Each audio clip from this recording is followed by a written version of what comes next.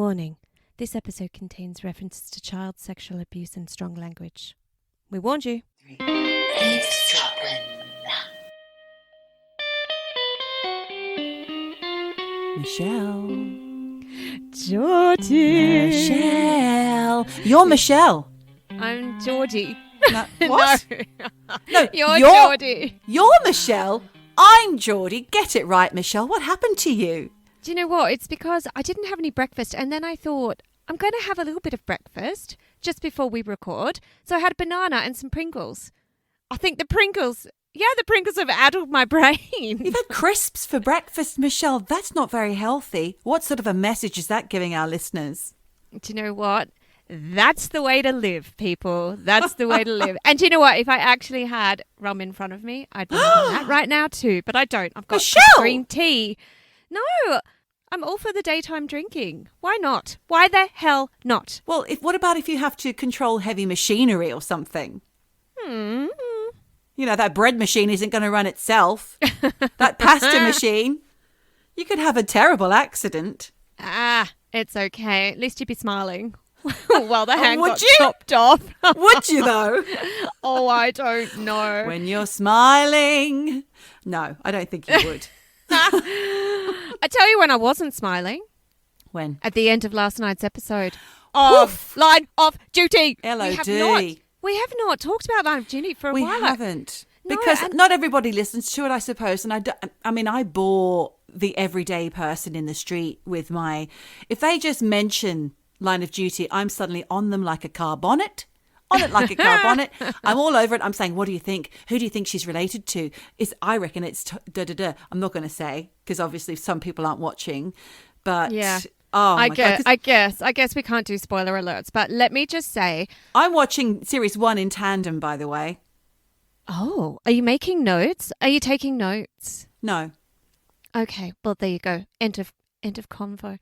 All I will say is the fact on a Sunday night when you should be relaxing and then you're watching Line of Duty. Screaming at the television. Screaming and then going to bed straight away. out.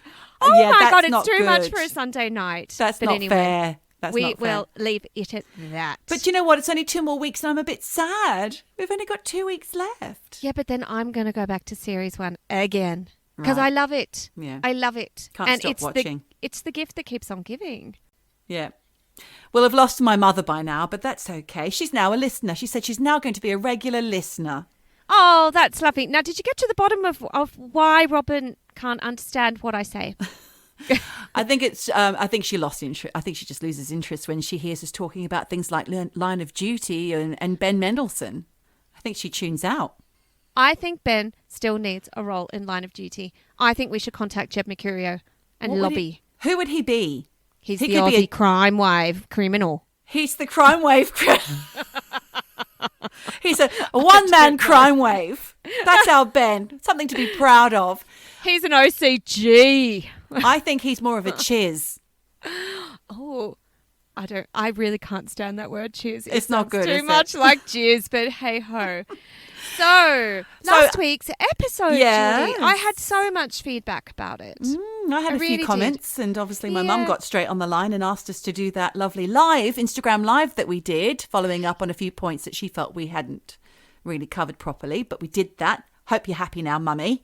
And we did. We had a look at a little bit of the other side of the story. Why, looking at the cultural context of why these women were not considered to be fit mothers back then because of ostracism and no financial support. So it was good for anybody who missed that. You can catch up on the Instagram live. Yeah, It's apologies on about Faces. Yeah, I pressed the wrong button, and it means we can't put it on YouTube and Facebook. So I'm sorry about that. Do you know what? I do love it though. At the end of every live, you're like, Michelle, What do I how do I do? stop this? What do I do?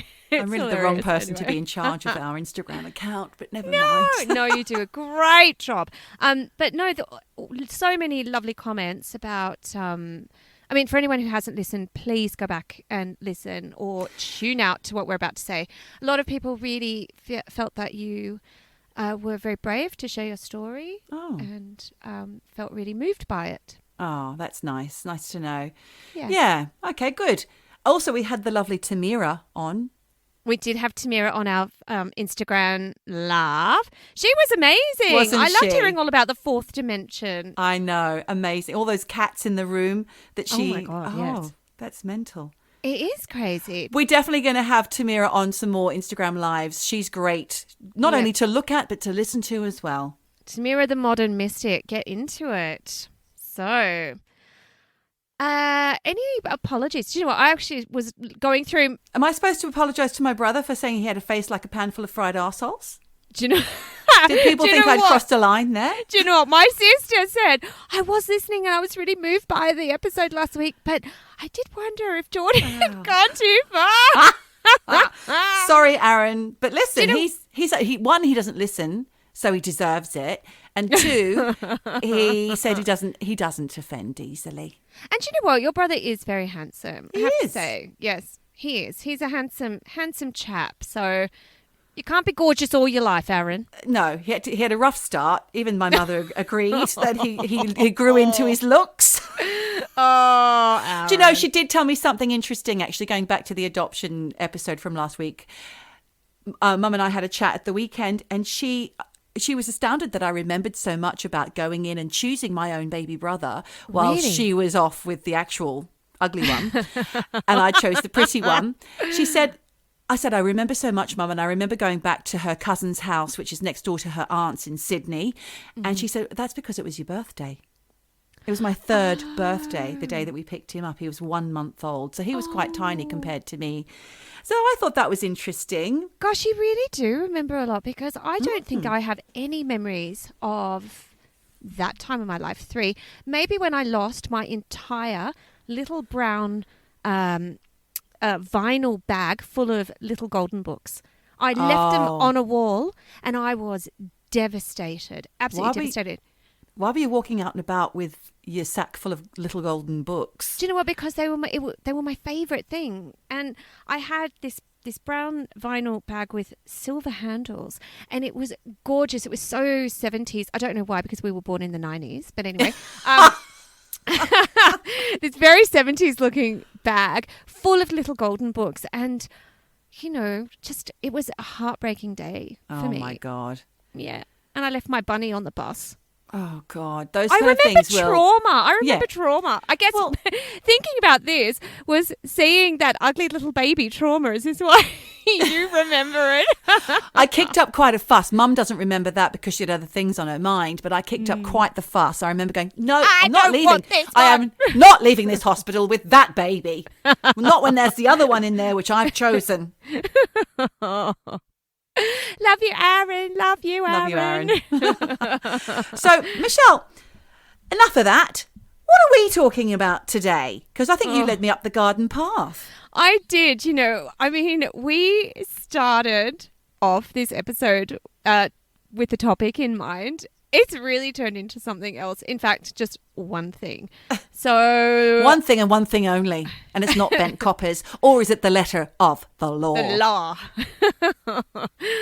So we are talking today about a documentary that we both watched quite a few weeks ago. So we may have some facts wrong.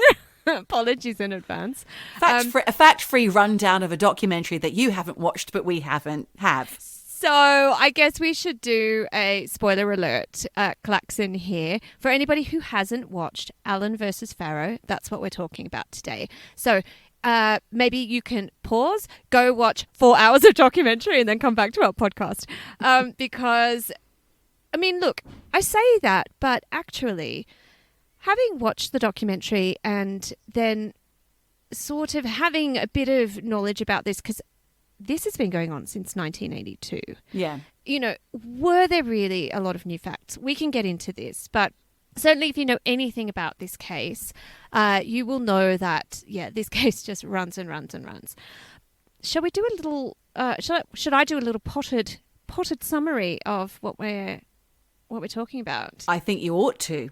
I will write then. So it goes like this. Wait, Michelle? Yeah, it's Geordie. Do we need a trigger warning here? Trigger warning. Yes, I guess, because we do. we do cover some issue. Well, the whole thing is about child molestation and sexual abuse. So, trigger warning. Trigger warning. Warning. Trigger warning. Look out! Trigger Oh my goodness. warning. Brace yourself, Mavis. We're going back to January 1992, and Hollywood actress Mia Farrow, who, for anyone who doesn't know her, she had that gorgeous little pixie cut in Rosemary's Baby. That's right. Super scary. We have talked about Rosemary's Baby. Maybe Quite a in The lot. Exorcist. Yeah. We've mentioned that film a lot, I We think. have. Yeah. We also mentioned it in relation to John Lennon's assassination. Yes, we did. Okay. Go back, guys. Listen up. If you want to know more about that, listen through the whole That library of catalogue. SARS. We're not going to tell you because we can't remember. All right. So, Mia Farrow, so like I said, back in January 1992, she found some super graphic Polaroid nudes of a young girl in her long-term partner Woody Allen's home. And she actually described these pictures as being more hustler than Playboy. And for our younger listeners who may not understand what that means, it means the pictures are really extreme, not just sort of art house porn. Boof. So more hustler than Playboy. Gotcha. Hustler was your kind of like grimy like porn mag, and Playboy had a bit more class to it, if that's even possible. Anyway, so she found these like dodgy nudes in her long-term partner Woody Allen's home.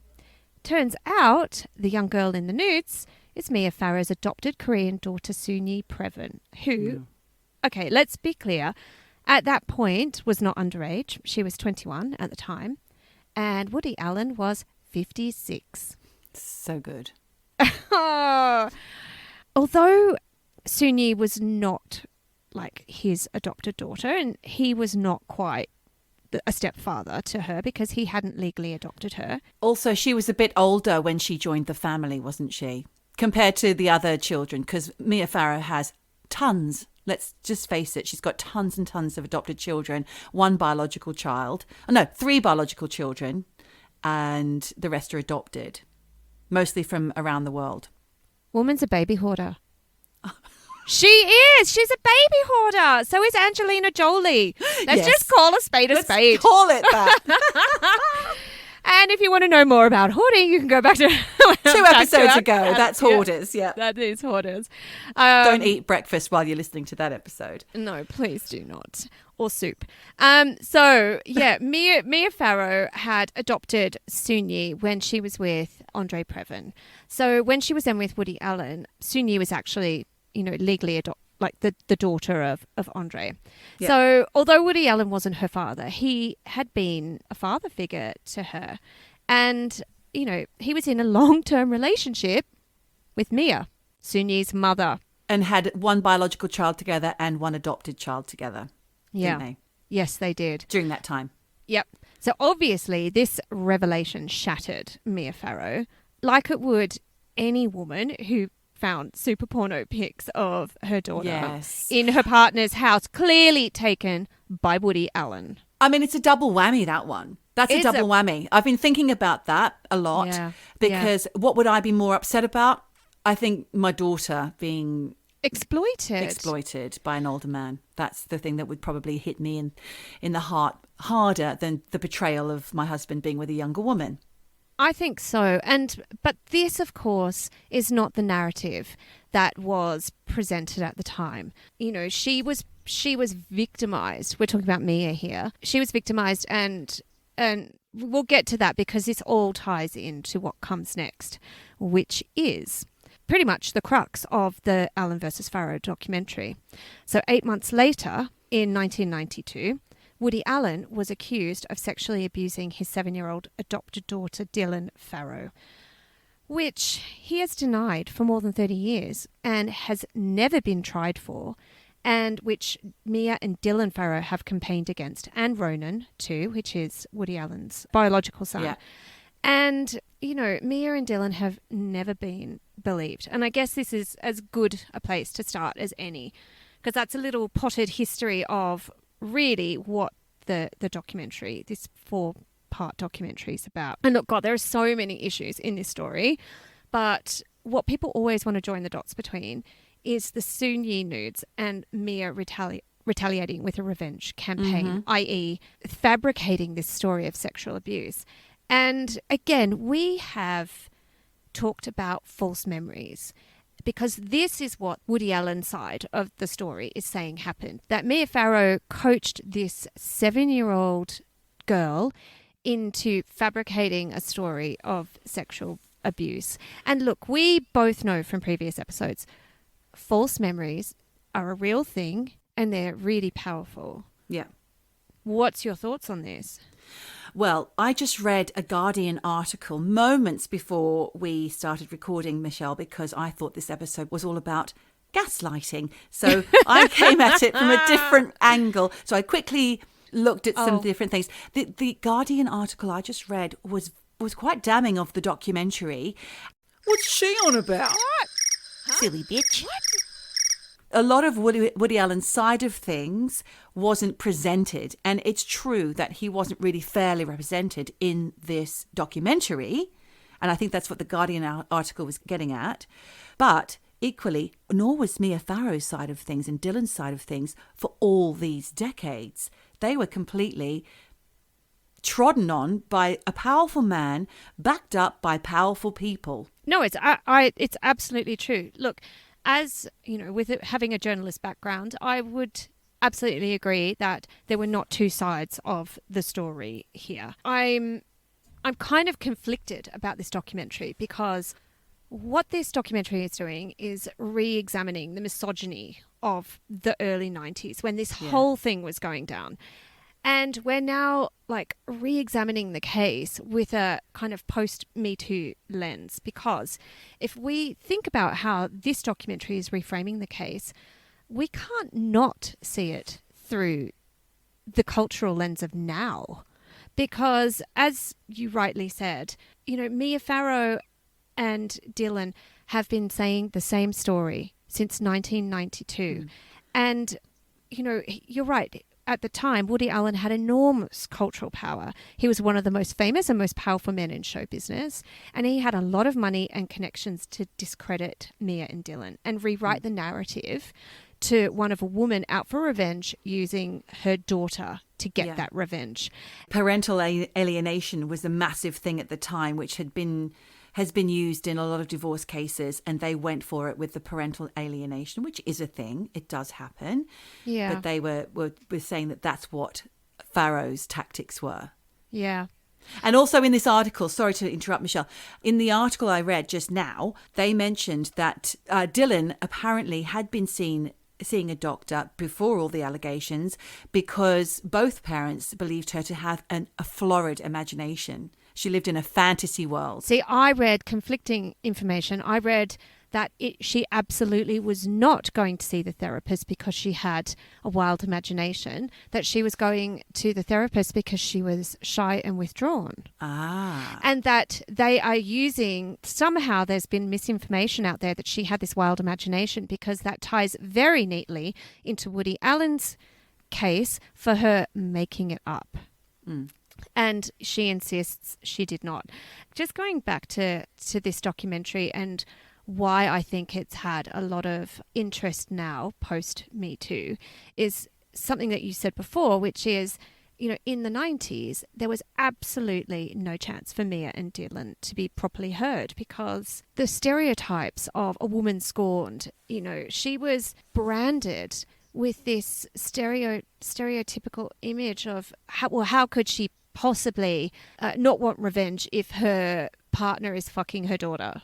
But I just think that is so cruel, and it's really set up to have Woody Allen as the hero of the story. Well, not the hero, as the person who has been victimized here, when really, quite frankly, everything that Woody has done is transgressive, and he doesn't give a fuck, because his behavior, no matter whether Soon-Yi is 21 or a child, he was still the father figure in her life. It's fucking creepy. It's not on. It's not creepy. Right.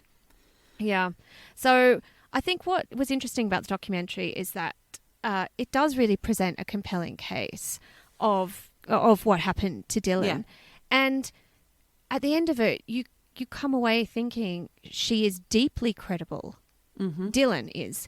Even Absolutely. though at the time, the judge in the case did not want to put her on the stand because he didn't want to put her through everything. Yeah. But if he had, I actually think no jury would have thought that she was making it up. Exactly. She has stuck to this story forever. She has, and she hasn't veered. It's been the same over and over and over again. And when you're retelling a fantasy tale, you tend to Yeah. flourish, or certain aspects they change over They time. do. Hers never did. No. And so I guess, it can come down to, did it happen? Did it not happen? What do you think? I believe it happened. Of course I do, after listening to her speak and all the evidence that was presented in the documentary. Now, the thing that I was going to tell you before, going back to when she was being, the moment she was being abused, trigger warning, was in an attic in the country home of Mia Farrow. There were loads of children there. There was the neighbours' children there. There was 2 nannies there. I think they were the only adults. Some of the older children were there as well. Some of the Yep. adopted daughters that were older. Yep. And they knew that they shouldn't. It was kind of a given that you don't really let Woody Allen alone with Dylan for too long, because Mia had instituted this rule. Woody was not to be alone with Dylan. And did you read why? because a few times she'd found him or her in a situation in a bed or with his face in her crotch. Or, Right, exactly. So, Yeah. look, there were some really creepy things that led to... things that made her uneasy. Yeah. First of all, Woody would consistently ask Dylan to suck his thumb. Oh, God. Okay. Super... Fucking hell. It's fucking creepy. The way you said that, Michelle, your delivery. Dun, dun, dun. Maximum No, but impact. come on. Like, Yeah. what father figure is asking No, it's their not right. 5, 6, 7-year-old daughter, No. suck my thumb? Come No. on. It's like, it's gross. You always see that in like daddy porn. Anyway. What? So, daddy porn. Oh, my God, Michelle. Yeah. Okay. Whatever. Anyway. So, I don't know what you're talking about. you and I'm always glad. claim this. You And always it's say you true. don't even know what Pornhub is. I don't know what Pornhub is. I know what porn is, but I'm glad I don't know what daddy porn is. Fucking hell. Jesus. How can you go through all these years of life? It's in the cultural milieu. Anyway. But I'm not going to watch porn. I don't watch it. You just know about it. I don't watch it as much as you do, Michelle. Oh my God. I'm not I don't hubbing watch porn. Hubbing it up every weekend. So there's the thumb sucking. Ugh. Then this also was like on repeat with Dylan and Woody. He would get her in his bed because Mia and Woody didn't actually live together. You know, they had a very like... Convenient for him, Yeah, really wasn't convenient. it? Yeah. The setup. Yeah. He didn't really want a commitment. He didn't really want to be a father, but he went along with it as long as he could keep his own place and dip in and out as he wished.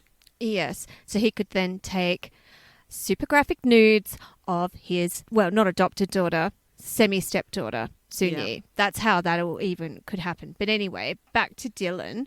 Yeah, he would often get her in her underpants in the bed with him when he was in his underpants, and he would very suggestively cuddle her and wrap his body around hers. She talks about this in the documentary, and it's like that creepy shiver up your spine moment. So, and like you said before, he would always put his head between her legs and just kind of, I don't know if he was smelling her or what stop. he was doing. I don't know. But there was an account from one of the babysitters who walked in on him doing this with Dylan numerous times. And she said it was the kind of scene that if you saw 2 adults doing it, like a man with his head between the legs of a woman, you would walk away and go, whoa, sorry, guys, sorry, didn't mean to interrupt. Right. So this is not appropriate behavior right No. there. And then, I don't know if you remember this. This, for me, was probably the most Oh, God. disturbing incident in... Trigger warning. Trigger warning. The incident where Woody was on the beach with the whole family and Dylan, and Dylan was nude, and he suggestively put the suntan lotion between her legs. Oh, my God. You don't I don't remember recall that bit, Yeah, no. that was really upsetting. And Mia's mother, Mia's sister, and Mia's best friend all saw this and were on high alert. Then there was also a therapist who had gone to a family birthday party and had seen Woody's obsessive attention towards Dylan and his just the way he would follow her around.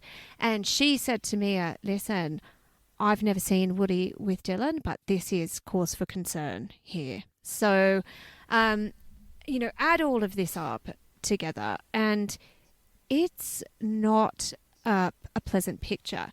Add to this the fact that, yes, Woody Allen was a celebrated film director, but so many of his films were about really young girls. Manhattan. Yep. And especially Manhattan, where, you had the gorgeous Mariel Hemingway, absolutely stunning, making moves on Woody Allen.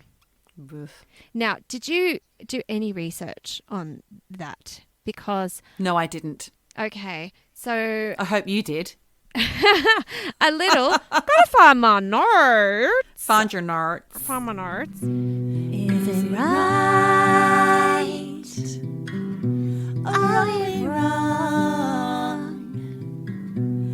Is it fact or is it just my opinion? Kind of be both. Don't sue me. With Manhattan, he apparently based that whole film on an affair he had with this woman called Babby Christina Engelhardt. I'm sorry, but her actual name is Babby, B-A-B-I. Who the fuck calls their kid Babby? Hey, baby. Anyway, he was 41 and she was 16, right? Ay, And she was a model. And look, he likes them young.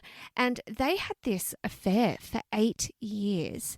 And, jeez. she was... Look, I think she was probably quite a sassy young girl, but, she was 16, enamored with Woody Allen, and she thought they were in a relationship. Well, she was absolutely shocked to the core when he one day said to her, hey, I'd really love you to meet my girlfriend.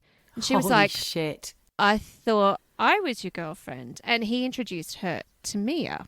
Oh, my goodness. Yeah, just so Woody likes them young.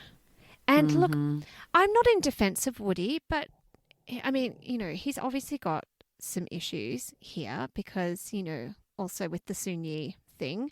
But, maybe he just didn't know how to be around children. Maybe he didn't understand that there are boundaries when it comes to young children. I don't know. But certainly, by all accounts, his behaviour towards Dylan was disturbing. Totally. Yeah. And really inappropriate. And you know what? Even having an affair with a 16-year-old girl when you're 41, come on, it's not fucking right.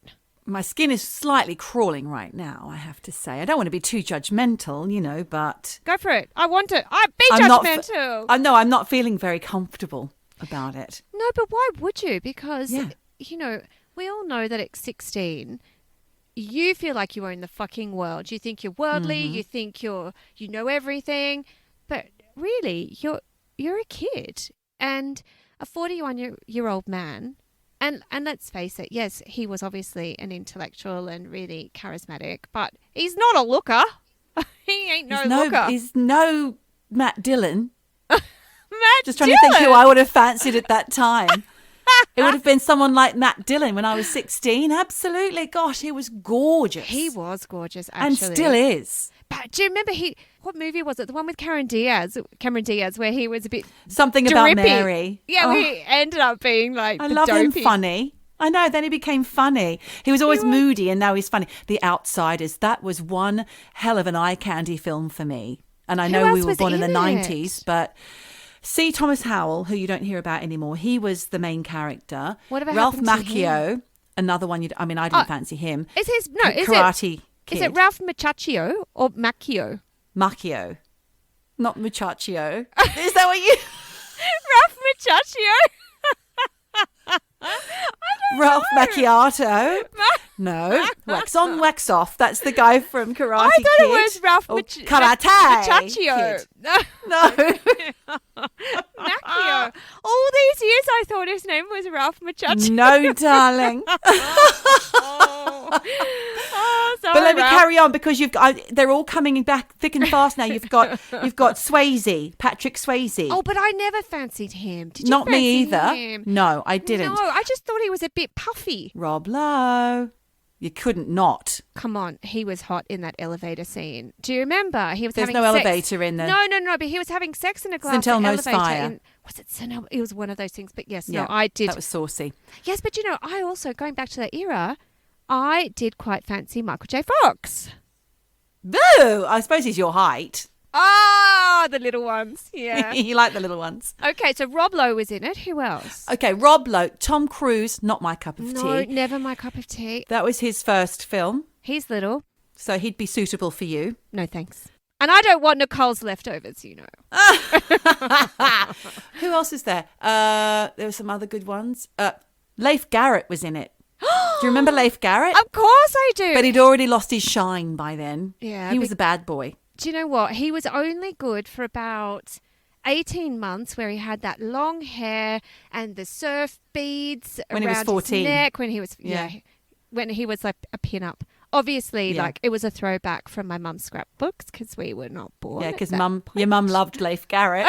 No, she loved Cliff Richard. Jen she? was a Cliff Richards fan, and we actually God. met him. Did you? Yes, I had one. On a cruise. No, on a Tom Cruise. No, I had won a colouring in competition, and the prize was a 2-night stay at the Siebel Townhouse in Sydney. Fuck me, just for being able to get it within the lines. Yes, and Good good Lord. use of colour. Come on. Okay. So, and it was a Mother's Day gift. So it was like me and the prize was you and your mother. Get on a plane, never been on a plane before, from my Canberra goodness. Airport. It was also glamorous. To Sydney, we stayed in the Siebel Townhouse, which was very posh at the time. Top notch. It was top notch. And we went down for the breakfast. Who's sitting there? Cliff Richard. Cliffy. Who's sitting next to him? Shirley Bassey. Oh my God. And Jen the hand pushed me and said, "You got to go and get their autographs." So I did. This little girl. They weren't part of the prize. No, they were just sitting there at breakfast. I had to go and annoy them over their eggs. So, Oh God, what did you say? hello, can I have your autograph? And then my mum came up. Oh, hi, me too. There were pictures, autographs, a lot. Oh man, poor Yeah. Cliffy. You know it's Cliff Richard, not Cliff Richards. Sorry, I think I said both because I said Cliff Richard and then I went Cliff Richards. Anyway, Cliff Richardson that's how much I'm and not Shirley a fan. Bassett. But do you remember Oh. Devil Woman? She's such a devil Devil woman. woman with evil on her mind. Beware the devil woman. She's gonna get you ya. from behind. And what about? I like small speakers. I like tall wired for speakers. sound. If there's music, I'm wired for sound. But do you remember he was on the roller skates? Yeah, he was on the roller skates. He was on the roller everything skates. at that point. I he love was that. amazing. But Shirley Bassey, what a woman. What a Carrie woman. doesn't live here anymore. That's another great one That's from not Cliff. Shirley. That's Cliff Richards. What's a Shirley number? Diamonds are forever, forever. I wish people could see the faces Shirley That's is my doing Shirley right Bassey now. face. The Shirley Bassey face. Forever. I actually had a job once I had to do an impersonation of Shirley Bassey for a voiceover, a singing voiceover job. I think I heard for this. Sky, a Sky thing. Sky Television, and apparently they used it, and I never got to hear it because it didn't have Sky. No, I would have know. loved to have heard that. I actually think just I went, heard forever like that. Oh, That's okay, right. something else. We've gone right off topic here, Mish. We might have to reel it in. Oh, sorry. But you know what? Like, It's hard work talking about sexual abuse.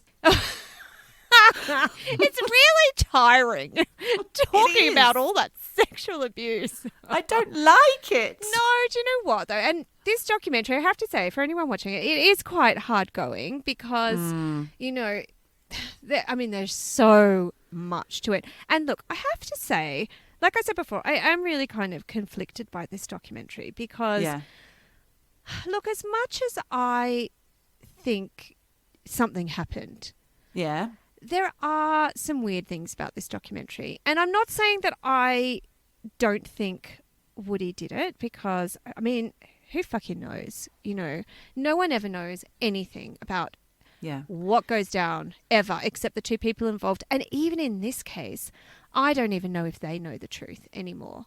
But you know what we do know is that Woody Allen is a very powerful man, and he was able to flex that muscle to his advantage, not only to his advantage to get him off, to make him look good in public, but to really slam Mia Farrow, to really make her look like an arsehole. And also, he tried to take the children, all of them, away from her.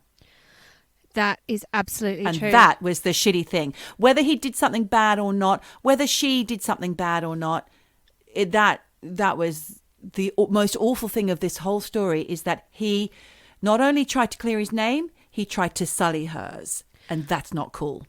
But also, and I wanted to look at this from a different perspective slightly, because if we look at it in the context of like workplace abuse and professional intimidation, he has fucked her over because She never worked again in films. But let's remember, he professionally controlled her. He controlled her work. He controlled her finances. He isolated her professionally, and all throughout that documentary, Mia Farrow said she was scared of him because he had created a situation where he was her boyfriend, the father of her children, and her boss. He had all the fucking power. And like you said, he exclusively employed her between 1980 and 1992 when they were dating, right? And they did 13 films together.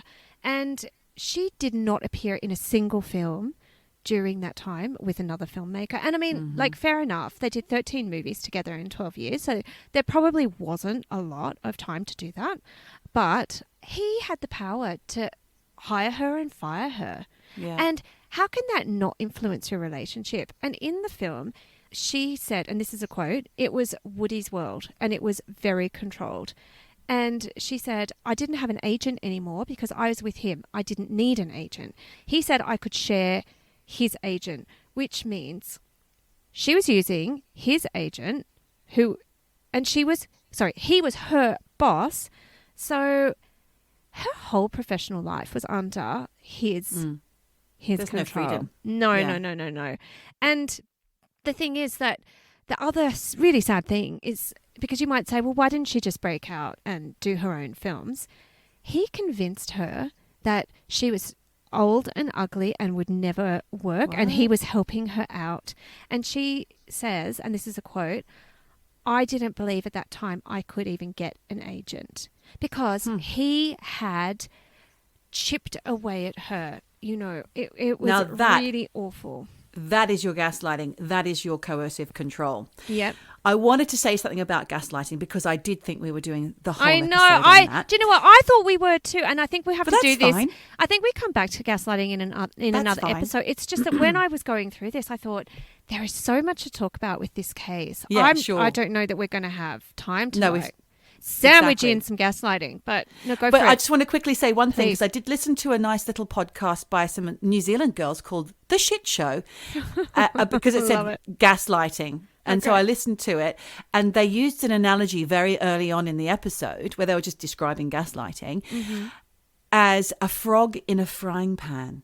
Have you heard that before? No, but I'm feeling sick. Oh my Sorry. God. But if you think about it, so when you're talking to me about Mia Farrow, putting up with all this shit. Now, she was married to bloody Frank Sinatra at one point, and then she was married to Andre Previn. Yeah. She was a mover and a shaker. She came from, her mother was Maureen O'Sullivan, a massive movie star, gorgeous, you know. Her father, I think, was a famous director. I'm not sure. She should have had a bit more power over her life. Why didn't she? People are probably saying, why didn't she just break out? When did she realize that Woody Allen was actually controlling her? Well, the frog in a frying pan analogy is very much about what happens to not just people like Mia Farrow, but women all over the world, men too, you know, who are being coercively controlled or gaslit by their partners. Yep. Frog in a frying pan is a frog sitting in a frying pan, and that heat is being turned up so incrementally and so gradually that the frog never realizes it's being Cooked. Jesus. Oh. and it's very easy. It very easily happens. So basically, he starts off being all like lovely, and by the end, he's fried frog. Yeah. Oh God! But you know what? This has happened to me. I was in a relationship where when we first got together, I was really strong, confident woman, and I'd always been in very equal relationships where, you know, I felt that I had my own power and my own independence. And then I ended up in a relationship where it wasn't until I was out of it that I had realized over years and years I had just been every single day chipped away at. And it is the frog in the fry pan, because you don't know it's happening. You don't see it happening. Your friends might say to you, you just don't seem yourself. You know, you don't have your shine anymore. But you don't see it yourself because it's so incremental and it's so small. But this chipping away at you, it eats at your soul and it destroys you. And you see it time and time again in women. And I never thought that I would be the type of woman who would allow this. But you don't see it when you're in it. No, I've experienced similar things like that as well, and as I'm sure most people have to some degree. But today is not about No. coercive control. It's about Mia Farrow and Woody Allen. Well, look, I wanted to bring up something that we had vaguely discussed before, and this was the Weinstein Connection. Now, you've done a lot of research into this. I've got a lot of Weinstein here. But can I just ask you, because a lot of this connects to Ronan. Yes, Ronan But hang on. Satchel Farrell. Yes. Satchel Ronan Farrell is his name. Yeah, he was what, born Satchel, changed to Ronan. Good call. Satchel Ronan, and he dropped the Satchel. Yeah. I think. Yeah. Is he hot? He's gorgeous. He is, isn't he? I couldn't. Yeah. Look, I was looking at him thinking, Beautiful man. he's like an 80s Calvin Klein model. Absolutely gorgeous. And I was thinking, is it just me? Is it wrong to think that he's kind of hot? But he's hot. He's hot, but I get very confused about the colour of his eyes. Are they brown? Are they blue? Sometimes they're brown, sometimes they're blue. I saw a picture today of him with his mother when he was about 14. Yeah. And he had blue eyes, so they must be blue, but then they're brown. I just don't know. I don't know what's going on there. But you know, my eyes used to change with the weather. They're more green now, but I used to have blue eyes. And I used to have blue eyes. some days they would be very blue, they're sometimes they would be green. Anyway. Mine changed when I had my son at 20-odd years old. Anyway, Ronan Farrow, he is the son who grew up the closest in age to Dylan. They were very much together as brother and sister, but even he didn't believe her at the time. No. He was very confused about the whole thing, and it took him years and years, and to the point where at one point he met Jane Fonda, and she told him she won't do Woody Allen films anymore, and she told him that years ago, Right. before he had done his expose. Did you know that Ronan Farrow, did you know that he started college at 11? Oh my God, so he's gorgeous and smart. And he got a Bachelor of Arts in Philosophy at the age of 15. Wow. Okay. He is super, super smart. Then he did a law degree. So Some people have it all. And from law, he moved into journalism, and he was working for The New Yorker, I believe it was. I can't tell you that because I don't have the information to hand. Here it is. New York Times he was working for, and he did some work. This is pre getting on board with Dylan's story. Yep. He did some work in 2018. He won shared in a Pulitzer Prize for public service after he broke the Harvey Weinstein for the New York Times. Now, I think that's really crucial to his understanding of what happened to this his case. sister, because in the documentary, he kind of apologized to her and said, for years I didn't believe you. For years I said, get over it. Don't have this as your narrative. Don't have a victim narrative. This happened to me. Put it in the past, move on. But I think once he broke the Weinstein story, I think he really had a lot more compassion and sympathy for what had gone on. And then he investigated. Yeah. Probably because this is all based on Ronan's Catch and Kill podcast and book, which is really fascinating. Oh, wow. It's probably because he started reporting on the Harvey Weinstein thing while at NBC News, along with a veteran producer, Rich McHugh. Now, McHugh was astounded when he witnessed firsthand the historic event of a major news outlet killing a story when execs told him and Farrow to stand down.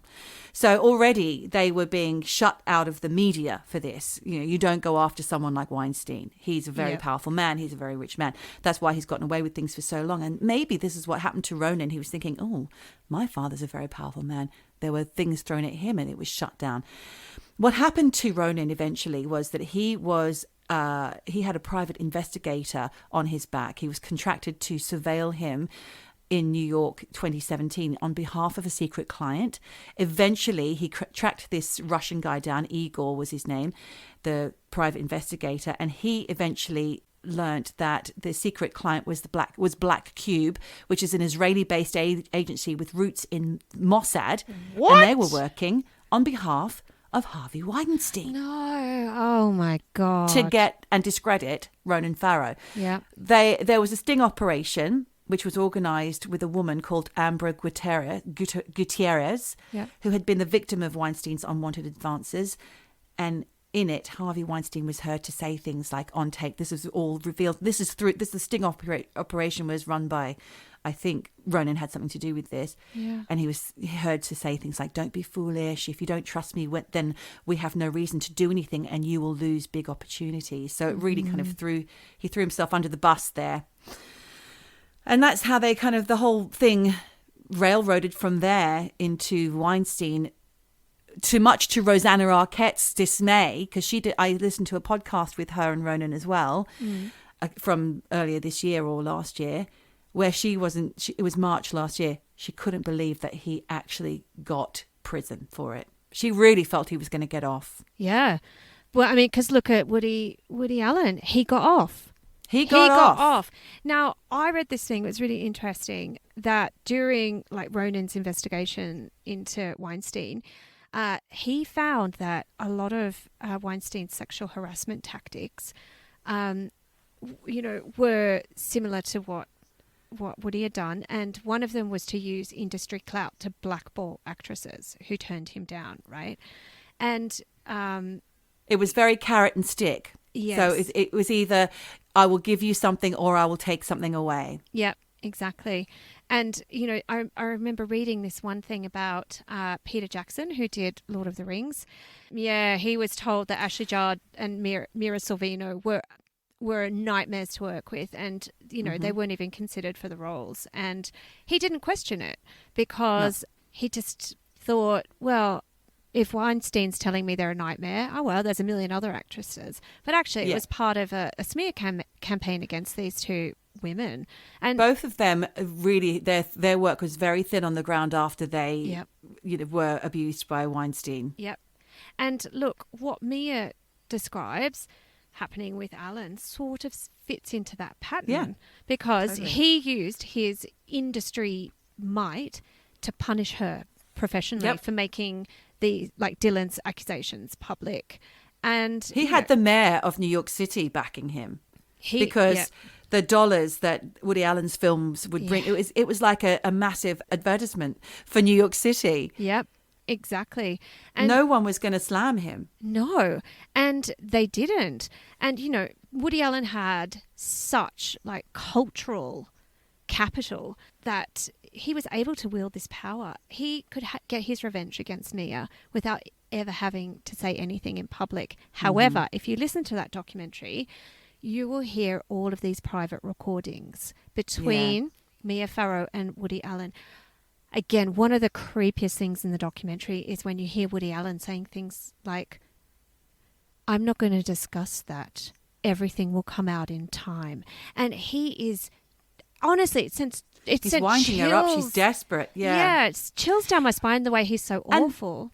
There was one moment, wasn't there, Michelle, where she said, "Are you recording this conversation?" Because clearly she was. He said, "No, I'm not. I'm not recording this. I'm not recording this." And then, oh, hang on, somebody's on the other line, and he didn't mute the line that he was on with her, and it was his attorney, and he said, "Are you recording?" And he's like, "Yeah, I'm recording everything. I've got her. Don't you worry. I've got it all on tape." Yeah. And she's like, "Huh?"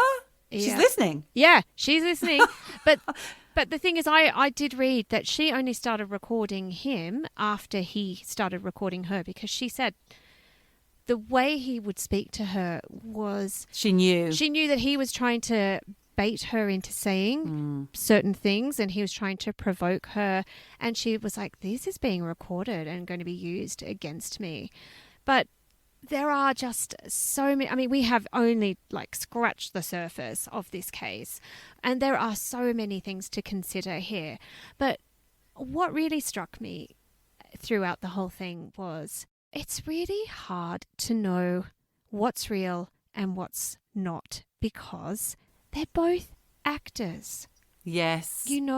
And it's not like they're real. You can't, I don't think I ever saw any genuine emotions, maybe from Dylan, but I just kept thinking, I feel like I'm watching Mia in a role, and Woody Allen too. It's like, are they real people? What the lines are so blurred. It really gave me pause for thought, because, it's not as if we're watching something like Making a Murderer, which was that brilliant Netflix series. Real people. What you saw, even Tiger King, what you saw was real and raw. But these guys are, award-winning actors. Yeah. I just kept thinking, I feel like I'm watching them in a role. Woody was apparently asked to contribute to this documentary, but he reckons he was only asked a couple of months before it was, due to be wrapped up. So he reckons he didn't get enough time. He claims it's a hatchet job. He reckons that he's had 30 years of denying the claims. And look, we haven't even gone into the evidence against him, which has been completely discredited. The evidence that he sabotaged the New Haven Hospital, the Yes. Yale New Haven Hospital sexual abuse clinic. Yes. Which they sent Dylan there for testing in this specialised hospital. We do need to touch on this, I think. Yes. And at the end of it, the result was that they said, in our opinion, Dylan was not sexually molested by Mr. Allen. And then he was also investigated by the New York State's Department of Social Services, which wrote, no credible evidence was found that the child named in this report has been abused or maltreated. And then they, instead of going through the right channels, they took that information. They brought the Yale guys on board and held a press conference. Mia Farrow hadn't even been told about it, nor had the police about the findings. No. And then it turns out later that some of the social services people who were in the documentary saying that's not what we reported. Yeah. We were told to change our reports. Yep.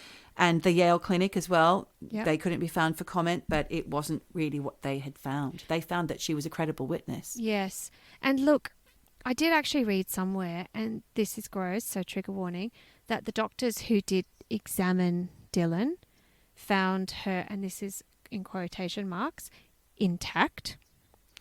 But this doesn't mean that he wasn't inappropriate with her, Of course. and when you listen... And there are multiple witnesses to say that they've seen inappropriate behaviour between the two of them. Yeah. And when you hear Dylan and you see she's broken inside from this, this is not somebody who made it up. It's really, really awful. And She has a book called Hush, by the way. Does She's written she? a book. Apparently she's a really amazing writer. and And it's based on her experiences. yeah, I mean, it's awful. Part of me thinks that with the way the documentary was put together, and this again is what I am so conflicted about, is that there weren't two sides presented here, because I would have loved Woody Allen to come on and give his side of events. And, you know, I'm not sure that we really do come to any new conclusions after watching this documentary, more than I think, you know, the Farrows basically giving this documentary airtime in the context of now. People are seeing it with new eyes and seeing it as credible, and hopefully, you know, there will be justice somehow. But I'm not sure that Dylan will ever find peace with what happened to her. I think Woody Allen is probably got away with something he shouldn't have.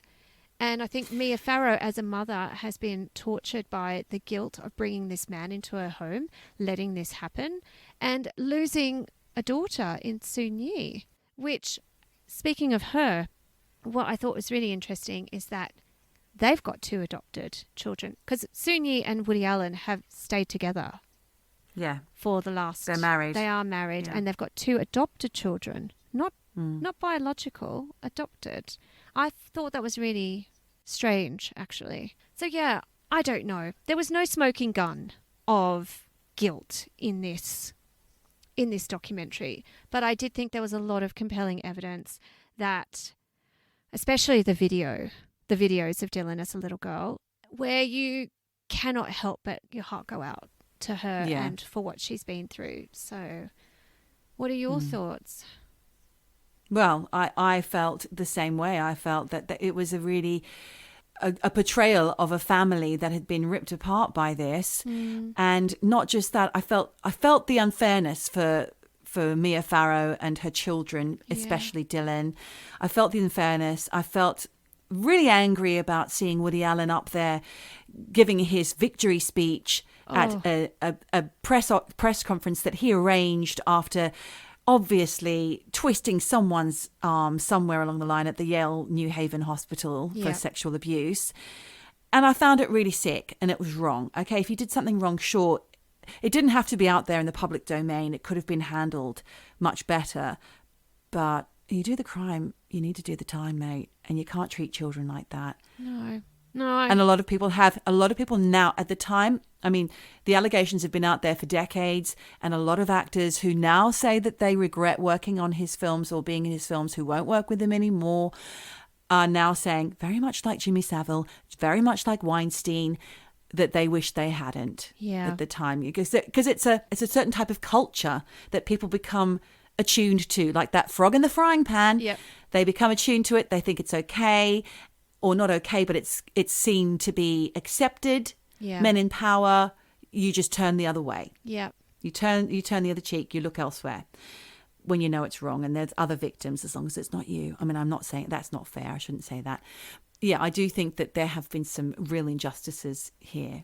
Yeah, but it's funny you should say about other victims, because I did read one article where they said, and this was in support of Woody Allen, they had said he had never been accused of any kind of sexual abuse before or after. Or since, And that does not fit with the profile of a child sex offender. However, I really do believe in this case something went on. I don't know what. Maybe we'll never know. I agree with you. I don't know if that's true either, but it is true that he does form attachments to inappropriately younger women or girls. And in this case, maybe Dylan just happened to be one of those girls at that time, and she just happened to be 7. www.eavesdroppinpodcast.com. Hello at eavesdroppinpodcast.com. Email us your story. Share, like, all of that. Follow our social media. Like, subscribe. Instagram and Facebook. Yep, you know what At to do. eavesdroppin_. You got that right. Eavesdroppin. Gee. Oh, well, look, thanks for the chit-chat, Geordie. Thank you, Moosh. Yeah, and for everyone else, keep on Eavesdropping.